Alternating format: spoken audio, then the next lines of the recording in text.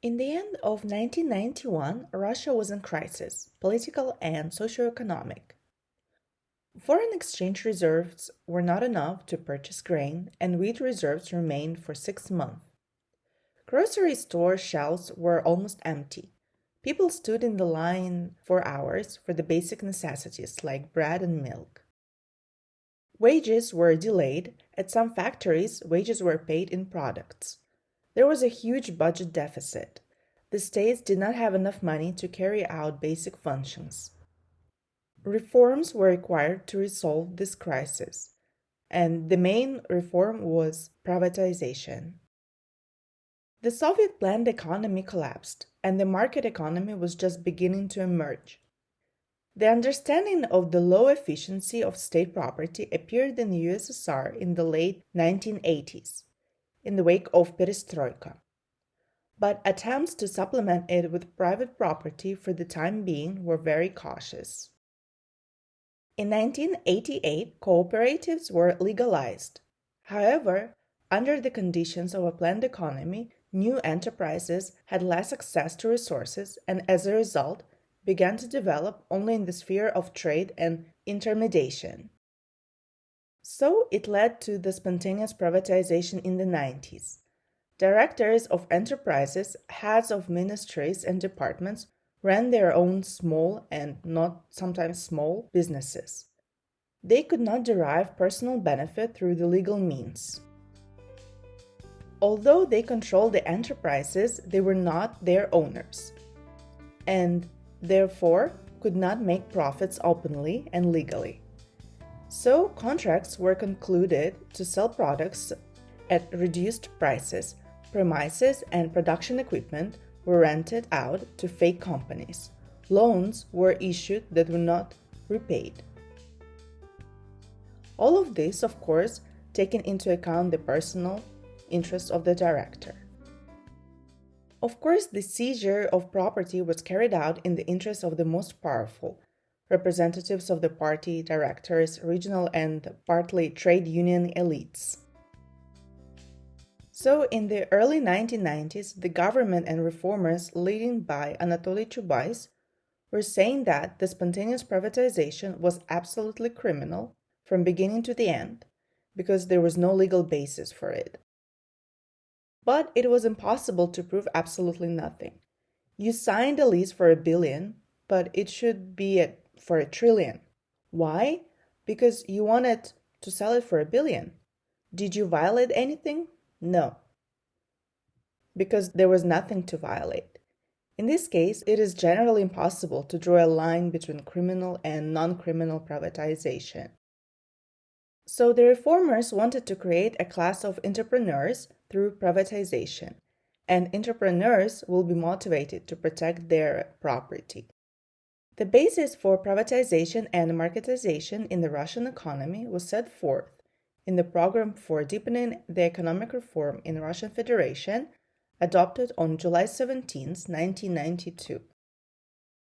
According to the program, reforms will deregulate the economy, stabilize the financial and monetary system, privatize state-owned property, develop entrepreneurship, make structural adjustments, and demilitarize the economy, and create a competitive market environment and an active social policy. The first stage of privatization, called the voucher or check stage, began on June 5, 1992, when a new version of the law on privatization was adopted. On June 11th, the state privatization was approved. Each resident of the country received a voucher with a nominal value of 10,000 rubles for a fee of 25 rubles, and along with it, the right to freely dispose of the check as they chose, exchange it for the shares of their enterprises during a closed subscription, participate in a check auction, buy shares of intermediary organizations, check investment funds or CHIFs, or simply sell the voucher. According to statistics, about 25 million Russians invested their vouchers in check investment funds, and about 40 million people invested them in shares of various enterprises. A third of voucher holders sold them. The system of privatization checks was introduced by presidential decree in August 1992. Checks were issued from October to February. 144 million Russian citizens, almost 97% of the entire population, received checks. Privatization propaganda was saying 2 Volgas for a voucher, a cost quite comparable to 5,000 or 6,000 rubles for a used Volga, trying to agitate people to keep and invest their vouchers. The initial version of the benefits included in the privatization program was that 25% of preferred shares of the privatized enterprise were distributed free of charge among employees.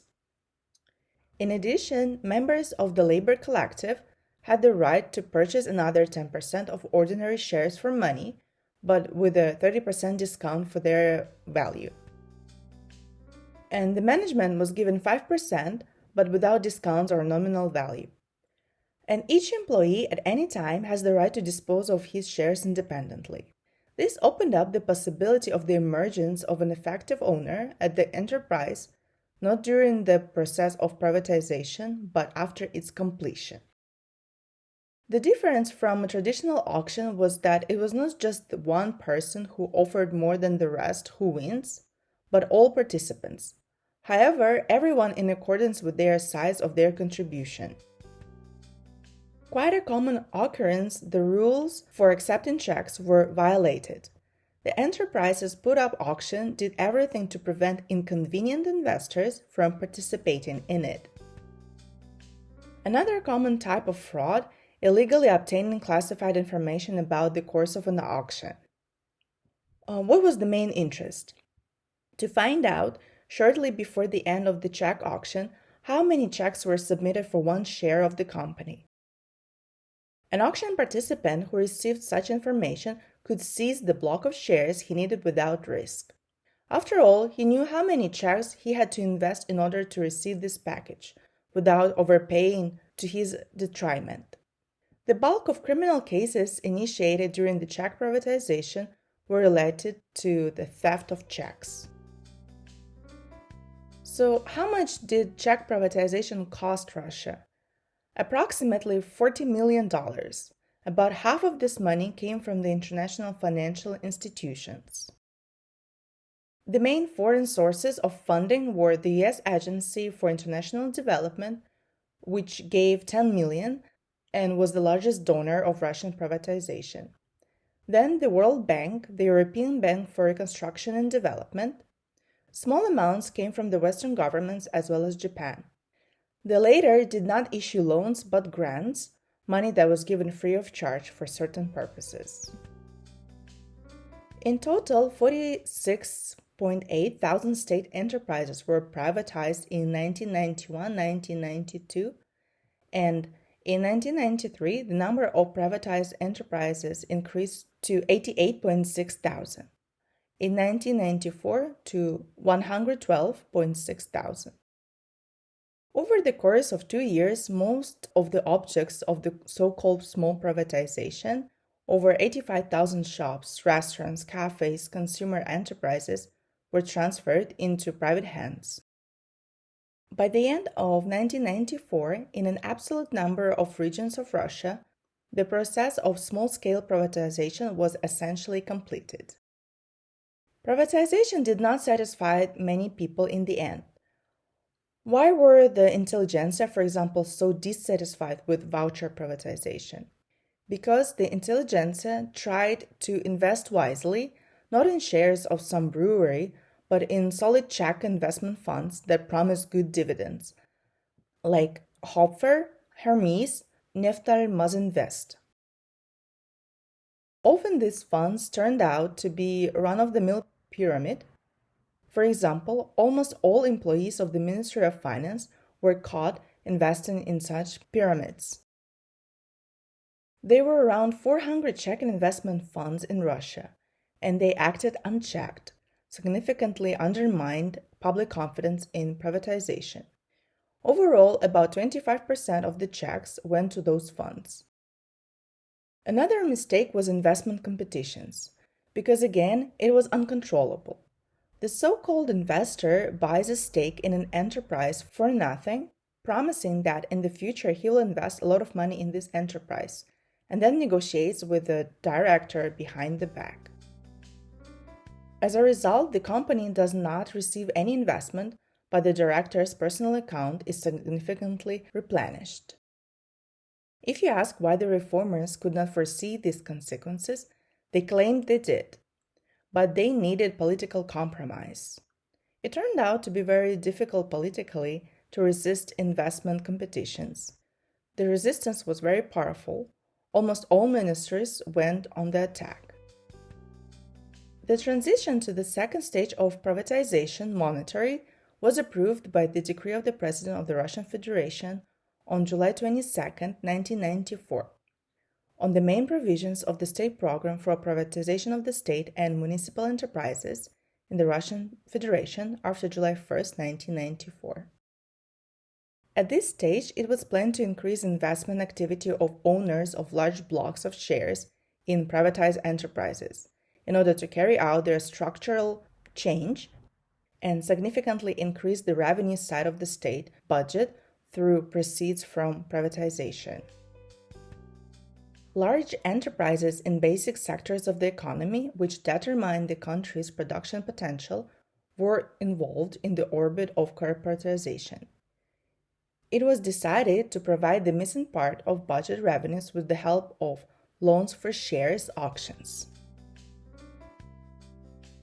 On August 31, 1995, the President signed a decree on the procedure for transferring federal-owned shares. Auctions took place in November-December at the same year.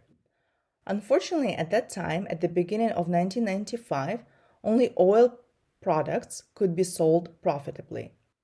There was no need to count on significant income from the sale of any other companies.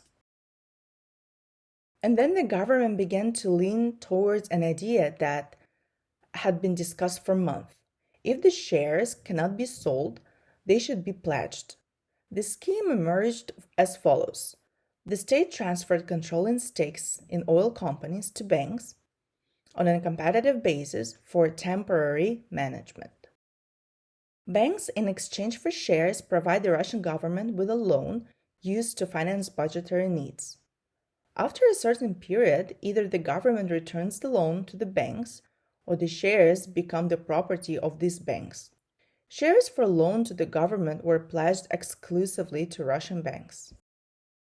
In this video, I will talk briefly only about one oil company case, Yukos auction. And other oil company privatization and oligarchs emergence I will leave for my next video. It was required to make an entry fee in the amount of the starting price, $350 million. Minata Bank competitors announced that they would pay not in rubles or dollars, but in straight treasury bills. The state refused to accept the application. In the end, the government received collateral money from Annexim Bank as the winner of the auction and deposited this money into the accounts of the same Annexim Bank as an authorized bank of the Russian government. There was another small stage of privatization during which property was transferred to the regions for federal debts. The first serious success was in the Novosibirsk region, where the idea of selling property for debts was supported by Governor Vitaly Mukha. Moscow exchanged federal debts for a stake in the Novosibirsk airport. Western observers concluded that although the process of privatization in Russia may well seem chaotic, risky, and unpredictable, even the most skeptical observers cannot deny the unprecedented scope of the reforms and the far-reaching legal changes introduced by President Yeltsin and his advisors. The leaders of the reforms were working under constant political pressure, and the tasks to be accomplished in order to make this process irreversible were numerous. It was important, therefore, to know that the stakes for the future of Russia were enormous. Others concluded that the second phase of privatization was wrong, and some even said that the whole process went wrong, that it should have been preceded not accompanied by institution building, and that the proper way forward would be to concentrate on strengthening the structures of the state, especially mechanisms to manage public firms. If in 1992 64% of the population supported the privatization of small enterprises, then by the end of 1995 only 45% supported it. If the privatization of trade in 1994 had more supporters than opponents, then by 1995 the number of supporters and opponents was equal. The privatization of large enterprises initially had more opponents than supporters, and by 1995 this gap had widened. Many felt that they were robbed directly or indirectly. Good shares concentrated in one's hands, limiting the opportunity of every citizen to participate in the market.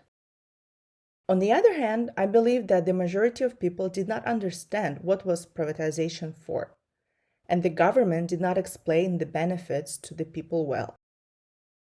Over 10 years of privatization from 1993 to 2003, the Russian Treasury received 9.7 billion USD from the sale of 145,000 state-owned enterprises. If you think about Russian economy and number of companies, you can easily understand that $10 billion is a small number. Even if the reformers tried to focus on economy transformation, in reality they were more preoccupied with politics, developing corruption and nepotism. I believe that loans for shares privatizations was definitely a fraud from the beginning, while the voucher privatizations tried to serve its purpose. But I still think Chubais left a gap intentionally, which could be used and was used shady. In Russia, voucher could be traded, unlike in Czech Republic, where a voucher could not be sold for money. It could only be used for its intended purpose, and as experience showed, the vouchers were stolen, thoughtlessly sold and collected in one's hands. That's it for today. I hope you liked this privatization video, and in the future I will make a more detailed video about the second phase of privatization with loans for shares, the emergence and the power of oligarchs in Russia. Thank you for watching this video. Please subscribe to my channel and I'll see you next time. Bye bye!